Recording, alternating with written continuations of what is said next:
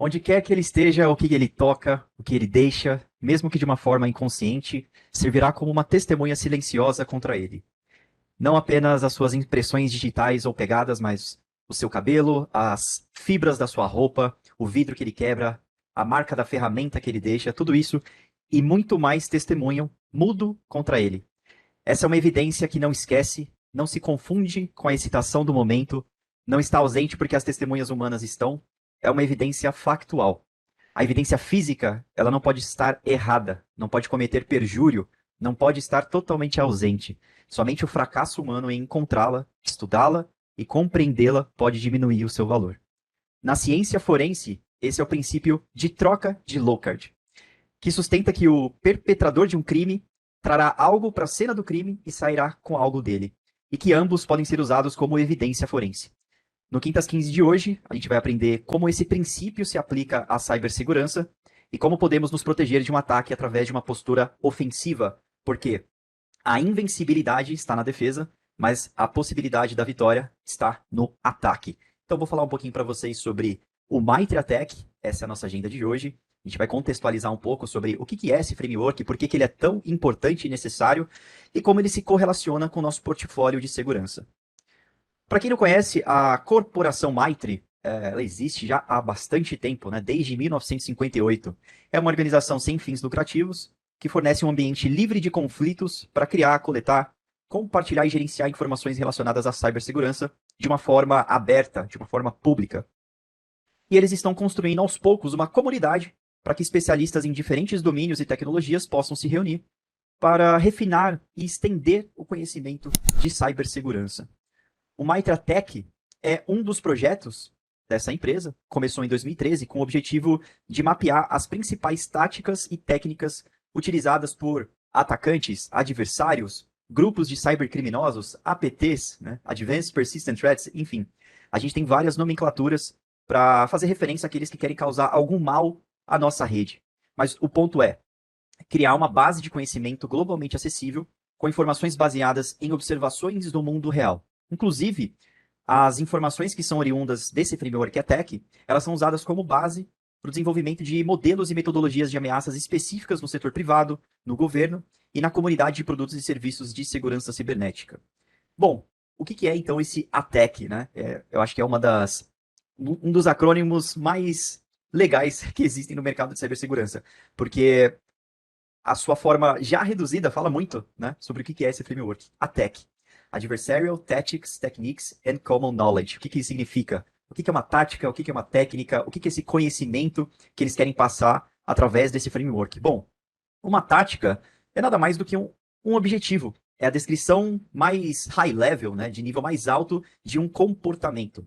As técnicas, elas são uma descrição já um pouco mais detalhada desse comportamento dentro do contexto de uma tática. O que isso significa? Basicamente que uma técnica é a ação utilizada para conquistar um objetivo. Explicando assim, parece um pouco genérico, né, um pouco confuso, mas já já eu mostro o exemplo e vai ficar muito mais claro, eu prometo para vocês. Bom, da mesma forma que existe um catálogo de táticas e técnicas de ataque, existem procedimentos e mitigações também. Os procedimentos, eles são uma implementação técnica específica, né, são instruções de como essa técnica pode ser executada, e mitigações são o uso de segmentação física e lógica para impedir o acesso a sistemas e informações que são potencialmente sensíveis, né? Ou seja, como que a gente luta contra essas técnicas, como que nós nos defendemos contra essas técnicas. É importante frisar que o MitraTech, ele não é uma base de conhecimento absoluta, né, que contém todas as táticas e técnicas existentes, é um guia de referência. E assim como as técnicas, as suas formas de mitigação também são cobertas por esse framework, elas não são completas, não são 100%. Então, a gente não deve analisar dessa forma. O Mitre também é um documento vivo, né? O MitraTech, no caso, e nas suas mais recentes atualizações, ainda tem informações sobre fontes de dados, que é basicamente onde os defensores, né? Nós, aqui do lado ético de segurança da informação, onde a gente pode identificar determinada técnica, pelo menos a mais recente, ou a mais vista e utilizada, né, no mundo real. Informações sobre grupos também é muito importante. Grupos de ameaças, os mais conhecidos, né? Como eu falei, existem várias nomenclaturas. As APTs, adversários, atores de ameaças, invasores, né? De uma forma ou de outra, a gente está fazendo referência basicamente a a mesma coisa, né? Software também é muito importante, né? Qual que é o software malicioso que é conhecido por ser utilizado em ataques? Quais são as ferramentas? Quais são os malwares? Tudo isso é extremamente importante. Mas por quê? Porque entender as táticas e técnicas e os procedimentos, né, os TTPs, esse nível de conhecimento e inteligência de ameaças, ele te ajuda a combater os adversários. E isso fica mais claro quando a gente coloca as informações obtidas pelo MITRE no contexto da pirâmide da dor, que é essa imagem que vocês estão vendo aqui. Quando a gente fala de IOCs, por exemplo, né, os indicadores de comprometimento, que são nada mais nada menos que observáveis, ou seja, artefatos, né, que a gente pode observar em uma rede ou sistema operacional que pode ser indicador de um ataque. Em um incêndio, por exemplo, qual que é o indicador que algo está pegando fogo? É a fumaça, né? Pelo menos a fumaça é um deles. Então, em um ataque cibernético, a gente pode observar vários indicadores diferentes que são evidências de comprometimento em uma análise forense. É isso que são, basicamente, os IOCs. O objetivo principal de detectar esses IOCs é poder responder a eles, né? E uma vez que você possa responder a eles com rapidez suficiente, você negou ao adversário o uso desses indicadores em um ataque.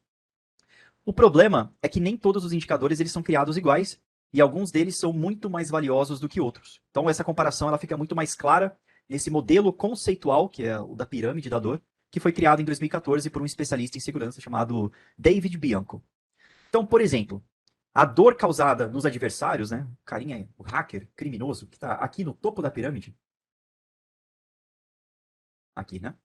Ela vai ser muito maior, por exemplo, vamos colocar num caso mais prático, vai. É, quando você recebe e bloqueia no seu firewall uma lista com 3.000 endereços de IP. Os IOCs relacionados a uma campanha de ataque. Quando você faz esse bloqueio, a dor que você está causando a ele é mínima, porque endereços de IP estão localizados aqui na base da pirâmide. Por quê?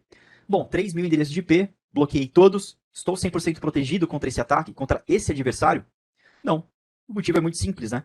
Se o endereço de IP número 3001 for criado e utilizado nesse ataque, seu bloqueio, que foi baseado somente nesses indicadores, ele não vai ser efetivo. E a gente pode chegar a uma conclusão muito importante disso. Ter inteligência de ameaças não é o mesmo que usar essa inteligência de uma forma eficaz.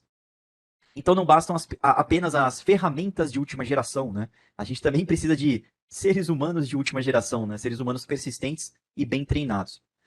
A pirâmide, então, ela mede a potencial utilidade da sua informação. Então, quanto mais na base ali da pirâmide, valores de hash, endereços de IP, nomes de domínios, quando a gente possui essa informação de cyberinteligência, que estão muito mais relacionados, né, a indicadores dinâmicos, né, a IOCs dinâmicos, do que efetivamente a comportamento, essa informação ela pode ser um pouco mais simples, né, mais fácil, mais trivial da gente conseguir, do ponto de vista de um atacante, modificar. A dor infligida a ele não vai ser tão alta quanto lá no topo da pirâmide a gente descobrir e bloquear uma ferramenta que ele utiliza.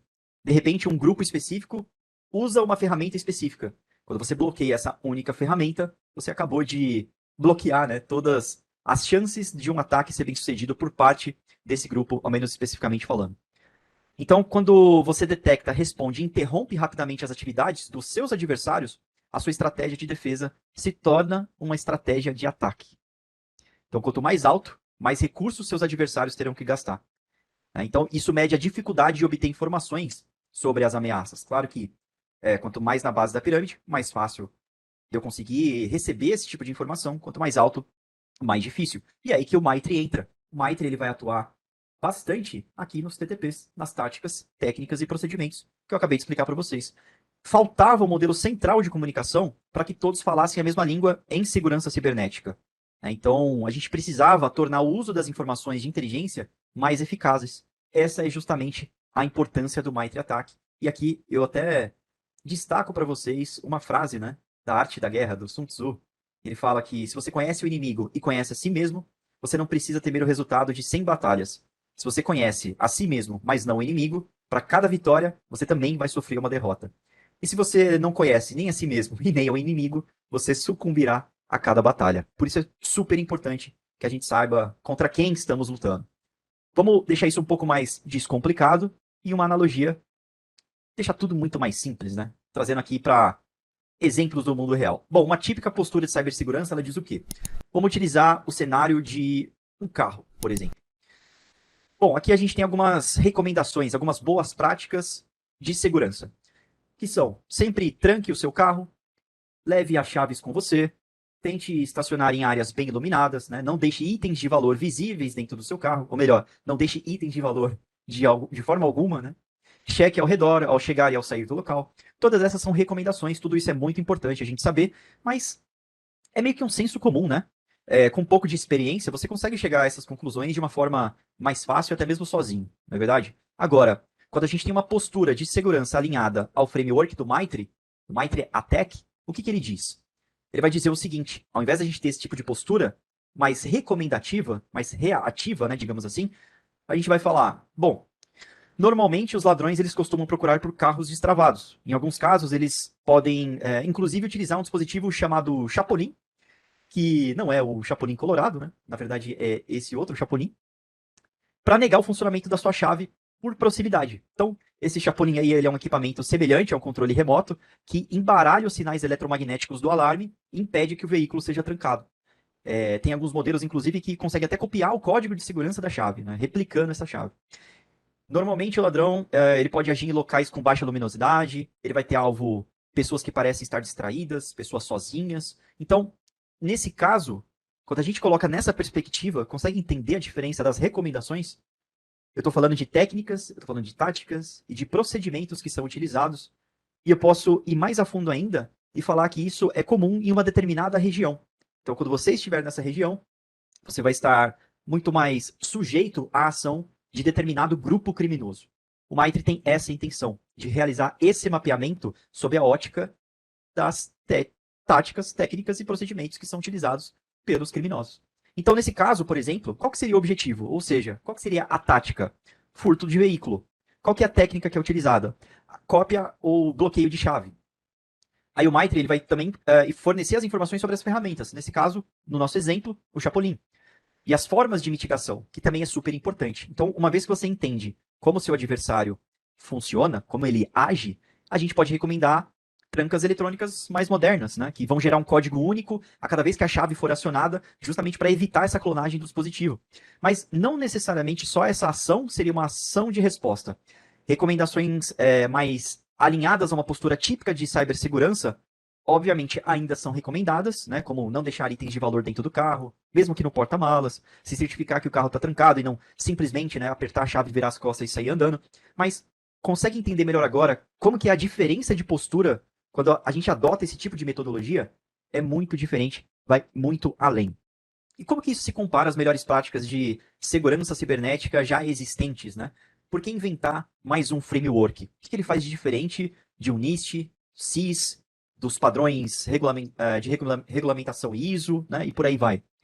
Bom, o ataque ele adota a abordagem inversa, né? Como eu estava explicando para vocês. Em vez de destacar os controles de segurança que já são comprovados, ele se concentra nos comportamentos dos invasores. Então, ele não tem a intenção de substituir um controle como o NIST, por exemplo. Você ainda vai utilizar o NIST e adotar isso como uma boa prática de segurança, ou CIS, ou ISO 27000, mas você vai associar a inteligência e as informações obtidas do Maitre para aumentar ainda mais a sua maturidade de cibersegurança. Então, por exemplo, o Syscontrols é uma prática cibernética que recomenda o uso controlado de privilégios administrativos como proteção contra ataque cibernético. Do outro lado, né, o ATAC, ele descreve o comportamento de manipulação de conta que os invasores vão usar para manter o acesso não autorizado e permanecer de uma forma indetectável no seu ambiente.